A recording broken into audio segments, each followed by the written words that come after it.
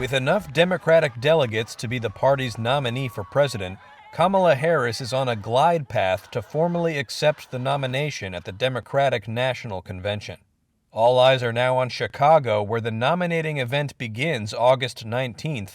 It looks to me actually like the process is already over. And political science professor John Mark Hansen of the University of Chicago said it is highly unlikely anyone but Harris will be the nominee. She's already locked it up because everybody who might have been a formidable challenger to her has now endorsed her. So it's hard to see that there's anyone who would really contest it, and hard to see that anyone would really want to wade into it and just create all kinds of problems for the party. A party brawl would be disaster for the Democrats. History professor Alan Lichtman of American University says not unifying behind a single candidate would likely result in a loss in November. That would create a situation where there's an open seat, since Biden is not running, and an internal party fight.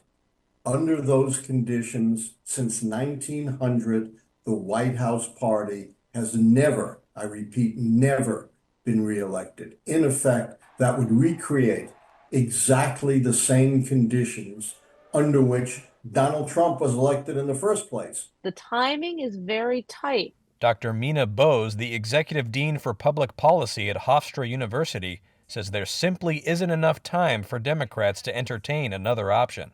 Vice President Harris, I think, has having served in office, having run a presidential campaign before, is well positioned to pivot and to mount in this limited time. It's really probably the Democrat with the only Democrat with the visibility to mount a strong campaign in this time, less than 4 months before Election Day. The ball is rolling. Reuters White House correspondent Jeff Mason says delegates could still technically shift their support to another candidate, but nobody else is stepping up. That doesn't mean she wouldn't probably welcome a challenger. I think that they are sensitive to looking like it's in a process of anointing rather than a process of earning people's support. And she used the term earn in her statement after President Biden stepped aside. It is my intention to go out and earn this nomination.